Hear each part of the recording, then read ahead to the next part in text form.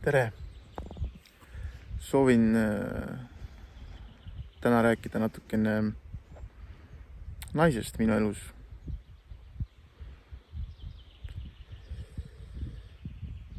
Naine on olnud väga oluline minu elus minevikus. Nagu ma ennem ka olen märkinud või rääkinud mõnes videos, ta on andnud mul nagu isegi nii-öelda siis elu mõtte, kus ma olen ainult tänu nii-öelda siis naisele, keda ma isegi polnud siis veel kohanud, edasi liikunud mingisugustest kohtadest elus läbi, mis olid nagu võib-olla psühholoogilises mõttes või kuidagi raske olukord nii-öelda siis, rasked olukorrad.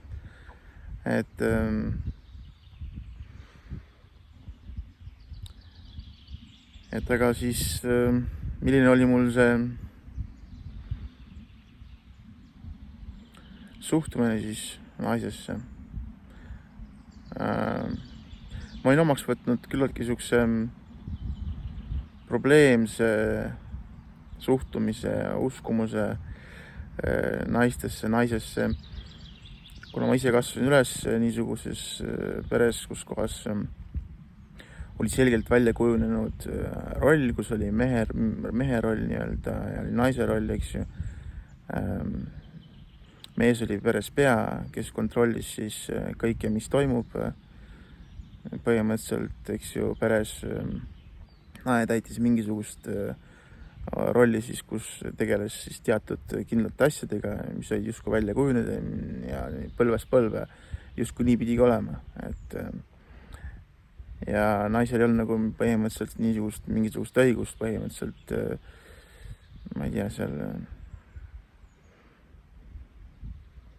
nii-öelda avaldada oma arvamust, üldjuhul see suruti maha kohe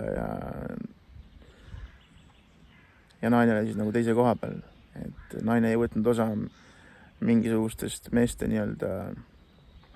jutuajamistest, eks ju, üldjuhul naine oli see, keda ei saanud usaldada, keda ei võinud usaldada, keda pidi kontrollima nii psühholoogiliselt kui füüsiliselt ja niisuguse pildis üles kasvades ma võtsin selle nagu omaks ja sisimas ma tundsin, et see ei ole nagu õige, aga samas mustrid, mille ma nagu siis väljaspoolt enda sisse võtsin, need nagu just rääkis nagu vastupidist. Et nii peab olema ja see ongi normaalne, kus mees on juhtivas rollis ja naine on siis nii-öelda alluvas. Ja teistmoodi justkui saakski toimima. Aga sisimas sügavuses ma enda sees tundsin, et me oleme tegelikult võrdsed ja see nagu resoneerus kuskil minuga nagu rohkem, aga ikkagi mul oli vaja läbi käia see ja kokku puutuda nende nii-öelda mustrite ja uskumustega, mis siis mulle justkui väljapoolt peale suruti ja ma omaks nagu võtsin siis. Et oli siis nii-öelda ühtepidi vajadus nii-öelda siis soov suhelda naisega, teistpidi oli siis kõik need uskumused ja mustrid, usaldamatus, sisemine mingisugune viha ja hirm kogeda midagi, mis justkui samas õigustab seda välist nii-öelda maailma pilti või vaadata, et naist ei saa usaldada ja naist on vaja kontrollida ja siis olles nagu mingisugustes lühemates võib-olla suhetes, isegi kui sa lihtsalt suhtlustasandil naisega suhtled või suhtlesin minevikus, siis oli keeruline nagu leida seda nii-öelda võrdset suhet, tasakaalus suhet, kogu aeg oli see, kus kohas see nii-öelda soov kontrollida oli nagu olemas ja see nagu tuli nagu esile.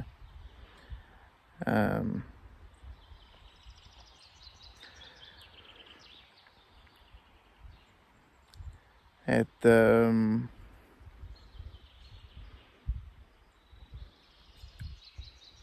olles siis juba natukene vanemas eas, olles pikaajalisemas suhtes, pidin ma nagu kokku puutama siis nende nii-öelda mustrite ja hirmudega, mis mul sees olid ja need tulid nagu minu sees esile, kus armukadedus, soov kontrollida, manipuleerida psühholoogiliselt ja isegi füüsiliselt kontrollida siis nagu naist. Ma puutusin selle kõige kokku ja ma nagu sisimas ma sain aru, et see ei ole nagu õige, et see ei peaks nii olema, et saab nagu ka, et see peaks olema teistmoodi, aga ma ei osanud sellega tol hetkel siis midagi peale hakata. Kui tuli nagu mingisugune muster esile, kus inimene, naine siis ei tahtnud alluda minu nii-öelda manipulatsioonile, kontrollile, siis tuli midagi esile mu sees, kus ma siis reageerisin vihaga või püüdsin nagu siis ikkagi saada teda enda kontrolli alla, siis see oli nagu väga niisugune raske ja keeruline olukord, kus ma nägin, et läbi tema nii-öelda siis kuidas inimene nagu nii-öelda saab haiget, eks ju, ja samas üks osa minust püüdis seda õigustada, et miks ma siis nagu niimoodi käitusin. Et see ongi nagu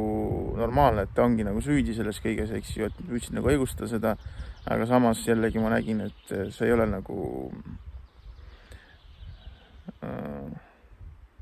õige suhtumine, et saab olla teistpidi, teistmoodi saab olla kindlasti, aga ma ei osanud siis nagu, olles selles keerises sees,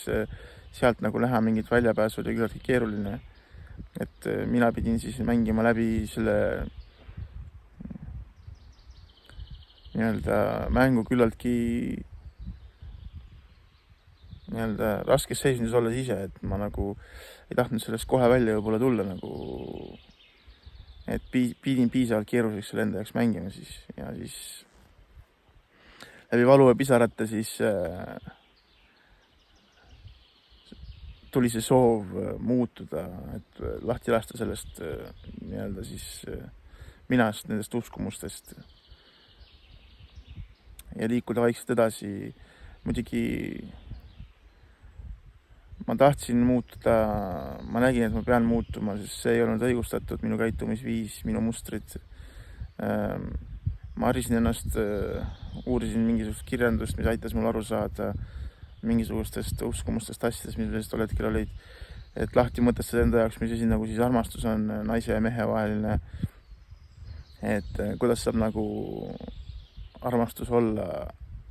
ühtepidi armastad, teistpidi siis soovid kontrollida ja oled vägivaldne. Et ma saan aru, et siin ei ole nagu mingisugust, ei saa ju olla mingit juttu armastusest käitudes niimoodi, et mõtestasin selle nagu enda jaoks lahti, et mis asi siis on tingimusteta nagu armastus, kus ei ole nagu neid tingimusi, kus ma ei soovi nagu inimest kontrollida ja peale suruda mingisuguseid oma uskumusi. Et siis tekkiski nagu see koht, kus ma panin nagu küsimärgi alla selle, kuidas ma nagu ennast näen elu ja kuidas ma näen nagu naist. Ja vaikselt hakkasin nagu neid mustreid lõhkuma ja samm-sammu haaval vabanesin nendest uskumustest ja tulin täna selle nii-öelda, liikusin vaikselt selle poole, kus kohas ma saan vaadata naist kui iseendaga võrdset ja mitte kui lihtsalt naist ja vaid ikkagi inimest ja lõppude lõpuks vaimset olendit, nagu kellena ma ennast ka ise näen täna. Et on siis see naissugu, meessugu ja siis need nii-öelda rollid või suhted, mis iganes inimesed püüavad mängida või mängivad, eks ju, aga minu jaoks on see pilt natuke teistsugune täna ja ma suudan nagu suhelda võrdsel tasandil naissoost esindajaga ja olen väga tänulik sulle, kes iganes sa täna vaatad seda videot ja võib-olla oled kokku puutunud minuga selles elus, minu eelmise või siis mineviku minaga, kes ma siis olin, et aitasid mulle nagu näha midagi enda sees, mida ma ise siis ei soovinud tol hetkel või ei osanud näha. Et olen väga tänulik sulle selle suhte eest, selle kogemuse eest, kes iganes, et selle taga ei ole ainult üks inimene, et on paljusid naisterahvaid, kellega ma, naissoost esindajad, kellega ma olen kokku puutunud, on erineval tasandil olnud need suhted, aga ikkagi olen tänulik sulle selle eest, et oled aitanud mulle jõuda täna, andnud nagu tõuke sellele, et ma saan olla täna siin, kus ma olen. Ja kui sa oled täna kuskil seal võib-olla kinni mingisuguses kohas, siis kutsun sind tulema edasi, liikuma edasi ja